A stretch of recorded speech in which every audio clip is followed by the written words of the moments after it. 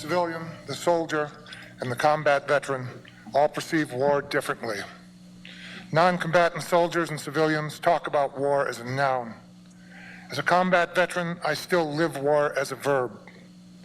There is nothing passive nor vicarious in the experience. Since I was 20, I have been an amputee. Each new day is a reminder both of the pain and consequence of war. I can still recall the smell of burning human flesh when certain meats are barbecued.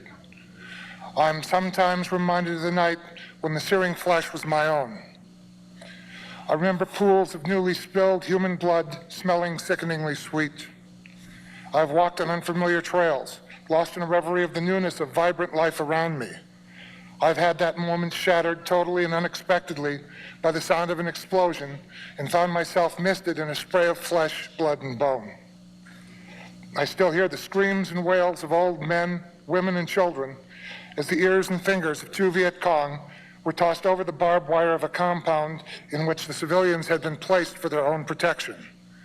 For someone behind that wire, those bits and pieces would be all that remained for burial of a father, son, or brother. My mental remote will not adjust the volume of their grieving.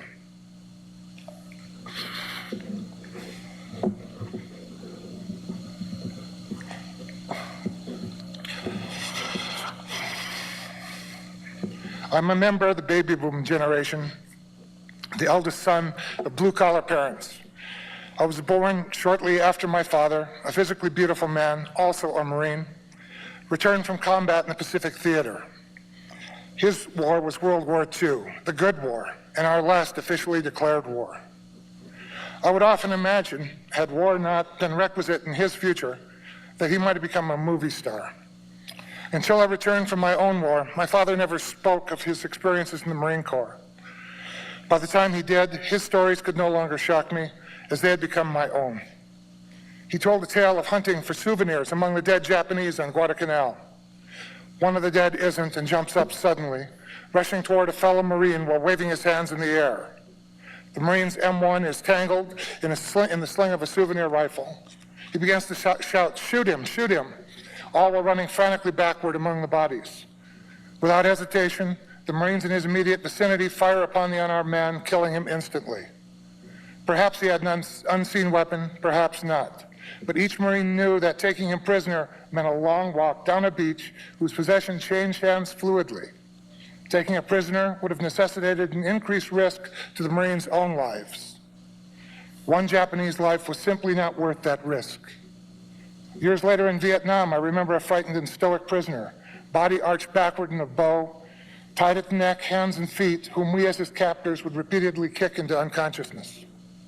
I learned decades later that the position in which he had been tied, like the now infamous photo of a prisoner standing on a box, arms outstretched, head bagged, and attached to electrodes from Abu Ghraib, Iraq, had become a classical military interrogation standard, developed in Vietnam and later taught to foreign soldiers at the School of the Americas in Fort Benning, Georgia.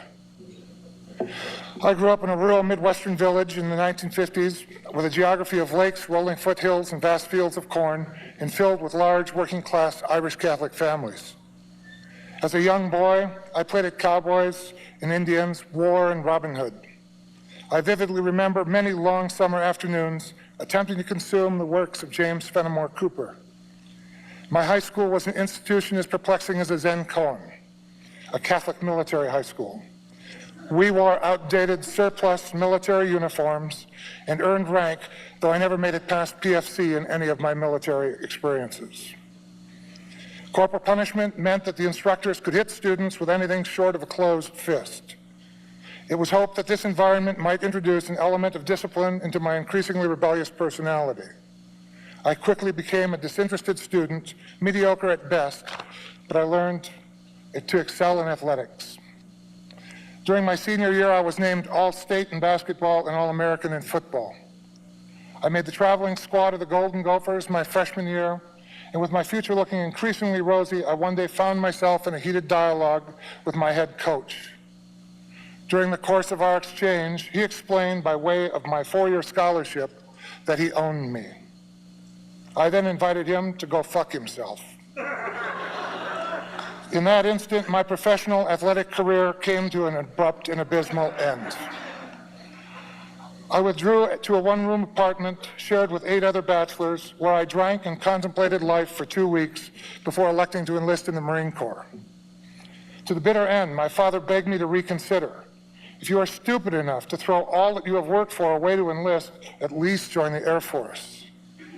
His objections were all the motivation I needed, and on the 17th of August, 1967, I was sworn in, like my father before me, as a United States Marine. At 19, I still saw the world through a naive compilation of my childhood histories. In hindsight, I may have envisioned Vietnam as my own Trail of the Iroquois. War itself was a football game, aggressive but not yet fatal. And of course, I was able to cast myself as a hero within my own story. The first obstacle to my fantasy occurred when I discovered the Marine Corps placed a much higher value on my year of education than I had myself by assigning me a secondary MOS of press information man. I had enlisted to end the war, and they were making me a PR guy. Again and again, I would volunteer to serve as an infantryman, and they would deny my requests. One morning, as I returned from chow, my commanding officer asked, "Marine, do you still want to go to Vietnam?" "Sir, yes, sir," was my instantaneous reply. "Then pack your sea bags. You ship out in 3 days." The total length of my tour in Vietnam was 1 month and 15 days. I was told once by a corpsman that of the original contingent of nearly 400 Marines that flew to Nam together, only 27 had survived to return. I spent 3 short days in our base camp, and then for the duration of my tour, lived only in holes dug in the jungle floor whenever we found time enough to sleep. While walking point in Vietnam, I saw civilians molested, beaten, abused, shot, and disemboweled.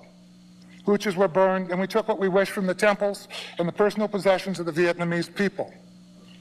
Anger gave substance to an ideology of hatred as our own casualties began to mount. We had each been well indoctrinated. Vietnam was the enemy. All Vietnamese were Victor Charlie because all gooks looked the same, and you could never tell who might be a Viet Cong. In the short span of a month and a half, I engaged in nearly every form of human behavior that I had been taught to be either an outright criminal act or, barring that, in the very least, a mortal sin. Forget the helmet and flak jacket. Inhumanity was the armor which kept us alive. The more distant we grew from that which made us human, the greater the chance of our ultimate survival. Under a full moon on the Ides of March 1968, while on an undermanned patrol, we walked into an ambush. An unexploded ordnance, or IED in the military terminology of today, was detonated beneath me. I was later told that one member of my fire team had literally been cut in half, while the other received wounds far more severe than my own. The force of the blast removed my left heel and my left knee, leaving in their place charred, gaping wounds the size of large scoops of ice cream. My femoral artery had been severed, causing profuse arterial bleeding. I was thrown 40 to 60 feet in the air by the blast and returned to earth, bleeding and on fire. As I rolled to put out the flames, I remember yelling, "Oh shit, I've lost my weapon," before drifting into unconsciousness. Losing blood while waiting for a medic to arrive, I began for the first several times that night the literal process of death. My closest friend in Vietnam was Rick Fina from Wisconsin. He served as a Navy corpsman assigned to the Marine Corps. As a solitary difference between life and death, in the battlefield, these docs were held in a position of highest honor and esteem. Doc Fina arrived while I was unconscious, placed a tourniquet on my shattered limb, revived me, and treated me for pain. His intervention stabilized my condition, stopped the bleeding, and quite literally saved my life. In his letters home, he would tell his parents how he had worried that I would not survive the night, given the severity of my wounds, and he would wonder what had become of me. 3 months later, when I had finally returned to the world, I would have the opportunity to thank Rick personally for saving my life while I escorted his body across the country to burial in Hudson, Wisconsin.